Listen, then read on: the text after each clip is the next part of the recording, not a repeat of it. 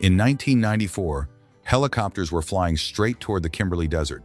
From above, the commander gave the order for one final check, and then one donkey after another was pushed out of the helicopters into dry creek beds and rocky gorges. Each drop point was 7 to 13 kilometers apart, but strangely, they released only one donkey at each location. The donkey would freeze for a few seconds, breathing heavily, looking around in panic. Then it would quickly run out of human sight. This sounds like an animal reintroduction into the wild, right? But it wasn't. Something bad had already been done to these donkeys. After many hours, sometimes even days, they would return to look for their herd. And that exact moment was when disaster began. Watch until the end to find out what it was. Whether it was more than a century ago, or even today, much of Australia's inland is not an easy place for humans to survive. There is extreme heat, little water, low shrubs, and vast open stretches of desert that seem to go on without end. In the past, before modern transportation developed, living and working in this land was even more difficult. Settlers needed water, miners needed equipment, and ranchers needed wire, salt, food, and tools to keep their remote stations running. Horses and draft cattle were used, but they could easily become exhausted in the dry climate. Camels also appeared from the mid-19th century, but they did not become widely used right away. Donkeys were different, smaller, tougher, cheaper, better at enduring thirst, and able to cross areas that the machines of that time could not reach.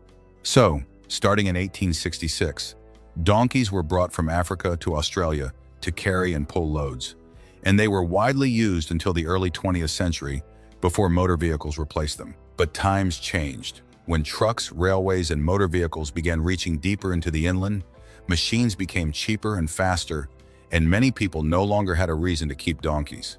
Mines closed, miners left, and instead of keeping the animals penned and feeding them, many owners simply let them go.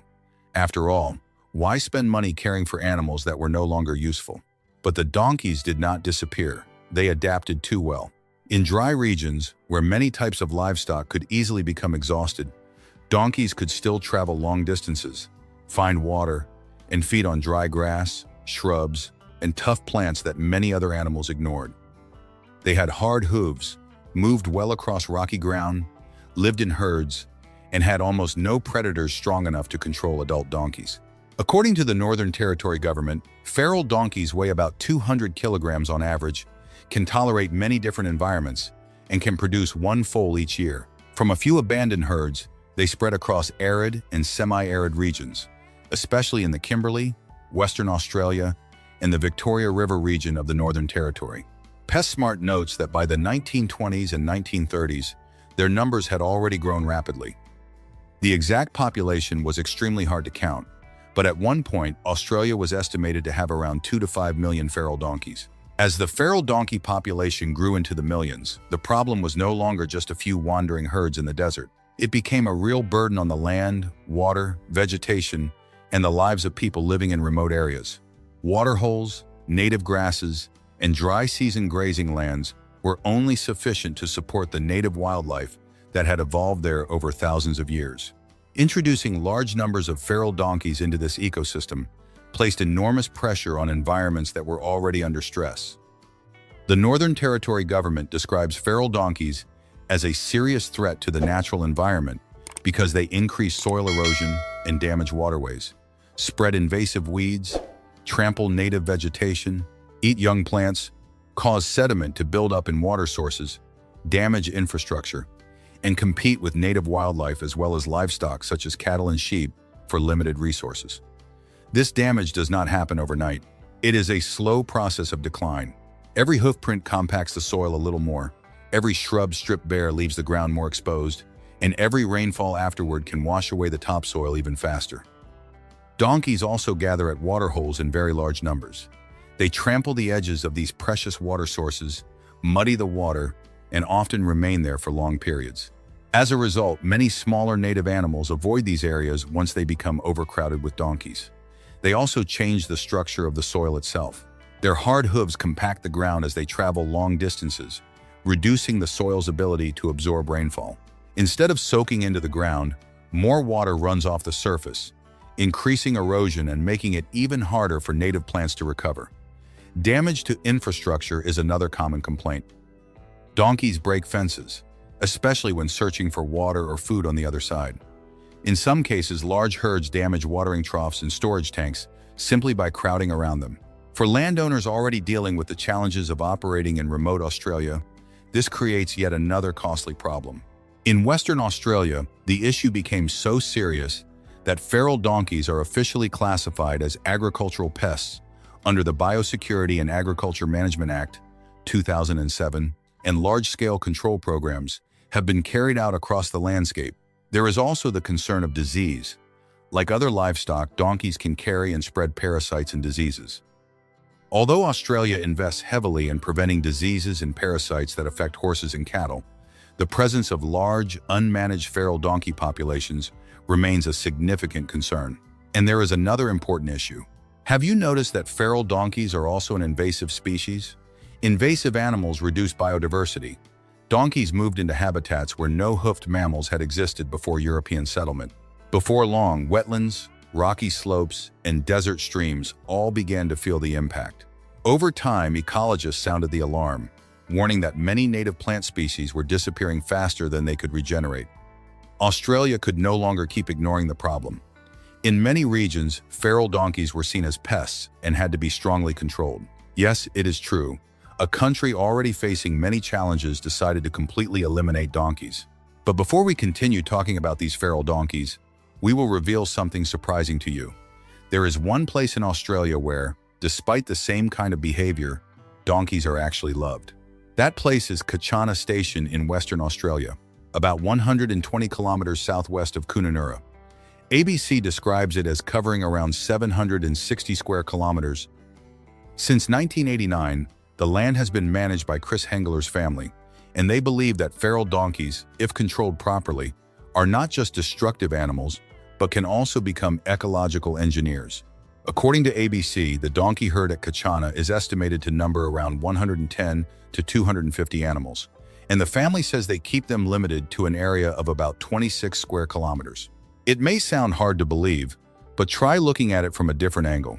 The same behavior, eating shrubs, moving across rocky ground, and using their hooves to disturb the surface, can cause erosion when there are too many donkeys in one place.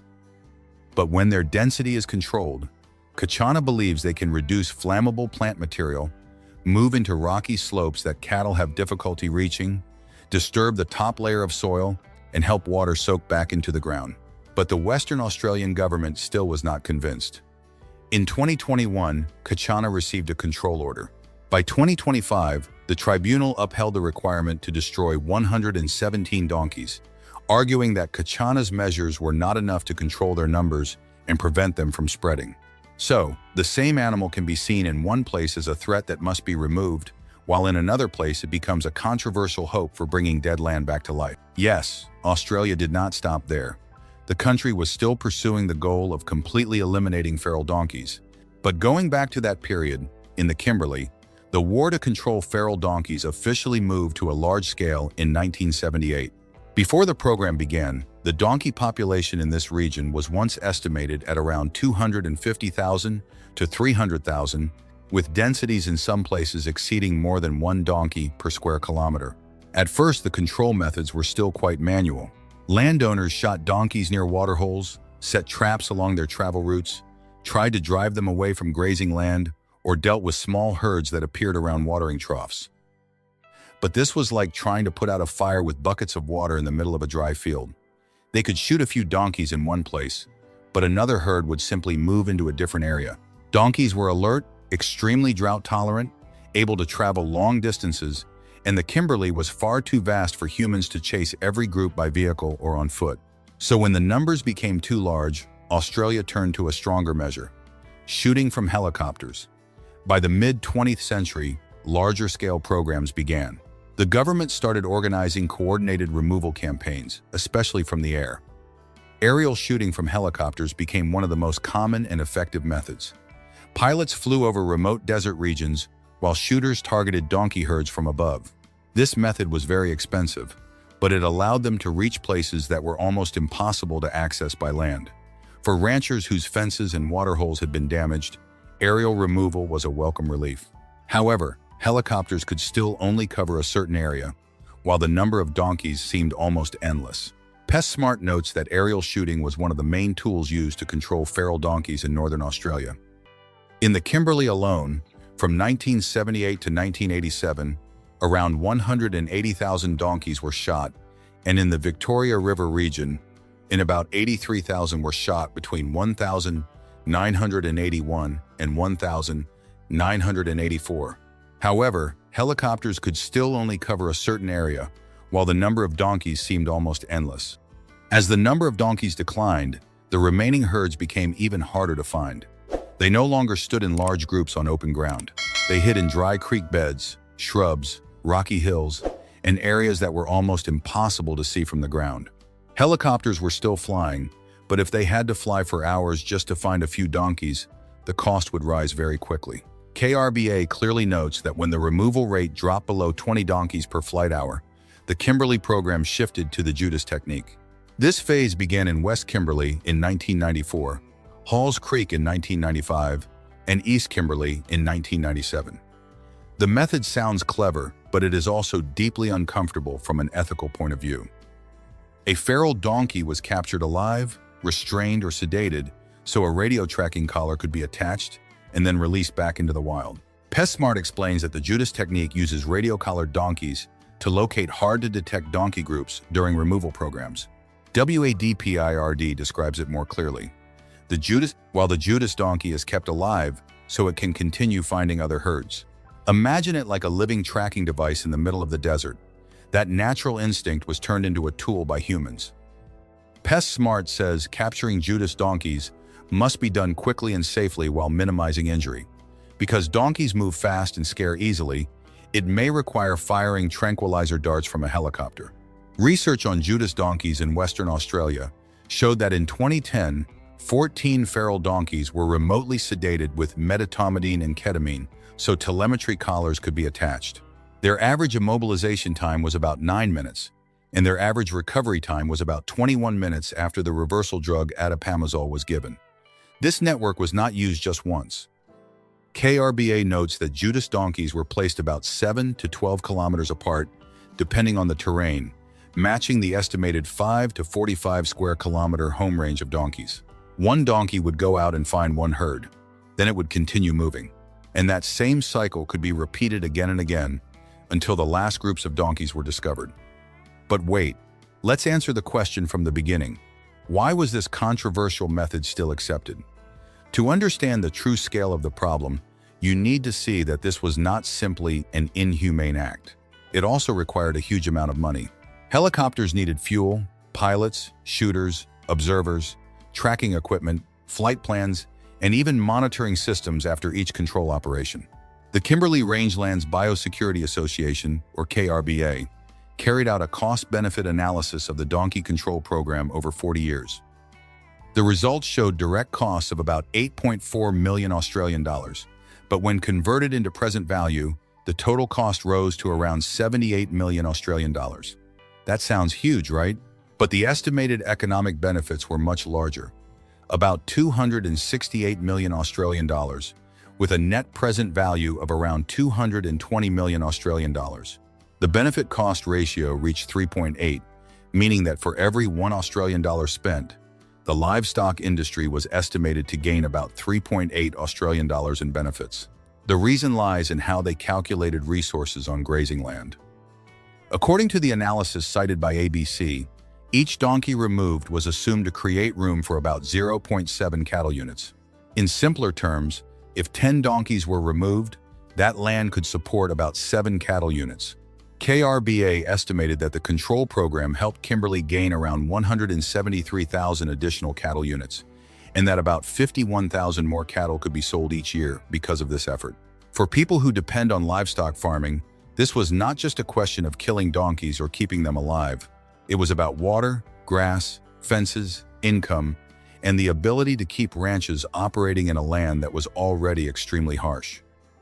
On top of that, KRBA argued that this analysis did not even fully include environmental benefits, such as reduced erosion, less pressure on waterholes, and the recovery of vegetation. So even though the method was controversial, many people in the Kimberley still accepted it as an unpleasant but necessary choice. Now, let's return to Kachana, the place where the story of feral donkeys in Australia is taken seriously as a case of ecological engineers.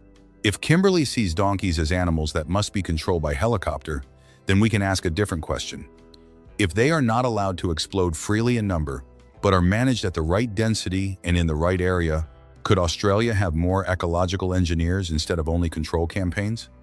This idea is not completely baseless. Kachana says they do not allow donkeys to roam across the entire station, but keep them within an area of about 26 square kilometers. In 2025, ABC also reported that they were keeping more than 100 donkeys in an area of about 20 square kilometers for land care work and to reduce fire risk. Here, the same behavior is interpreted in a different way. When donkeys eat shrubs in an overcrowded area, that is destruction. But in a controlled area, Kachana sees it as reducing flammable material. When donkeys move into rocky slopes and areas where cattle rarely go in unmanaged landscapes, that creates pressure on the land.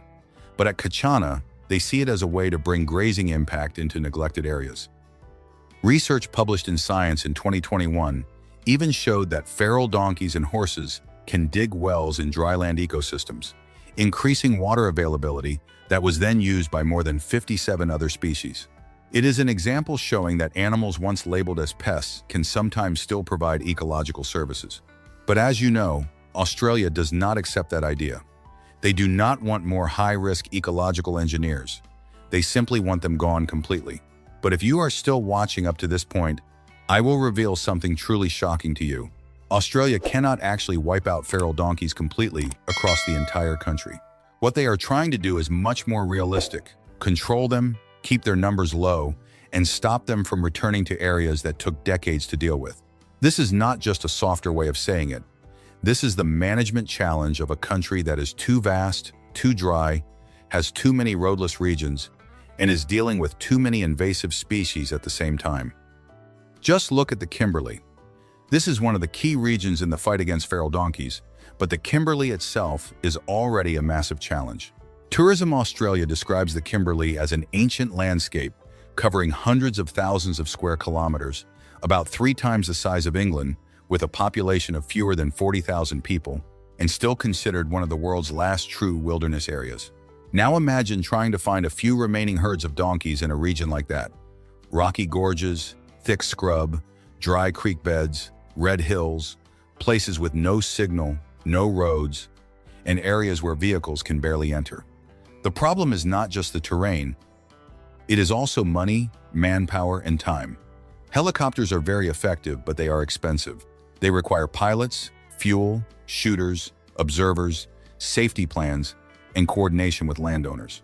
In remote areas, there are very few people available.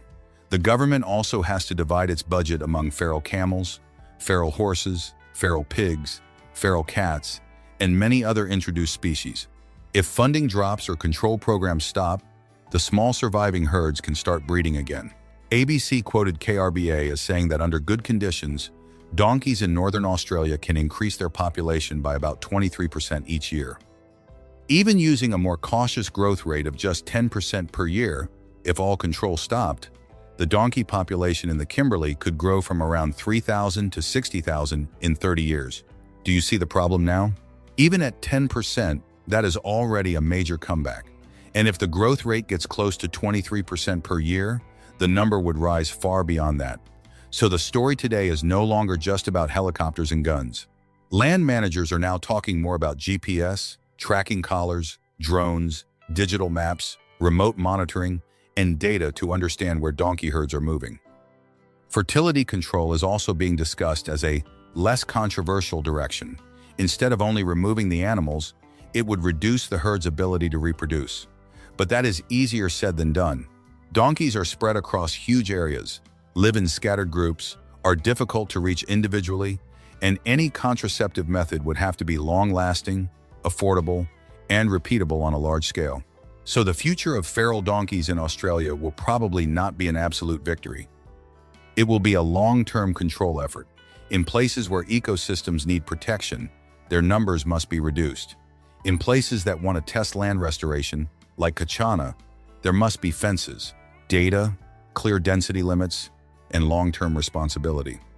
Because in the Outback, If humans look away even for a while, nature will not wait for them to come back. It will keep breeding and keep spreading. In the end, the story of feral donkeys in Australia is not just the story of an animal left behind in the desert. It is a lesson about how humans bring a species into a new land, use it to survive, and then spend more than a century dealing with the consequences once that species is no longer controlled. The future of the Kimberley and many dry regions of Australia will probably not come down to one simple answer. In some places, feral donkeys need to be controlled to protect water sources, land, and native ecosystems. But in other places like Kachana, they continue to raise a bigger question. Can a species once seen as destructive become part of the solution if it is managed the right way? So what do you think? Should feral donkeys be removed completely, or should they be controlled and used as ecological engineers? Leave your thoughts in the comments below, subscribe to the channel, and I'll see you in the next story.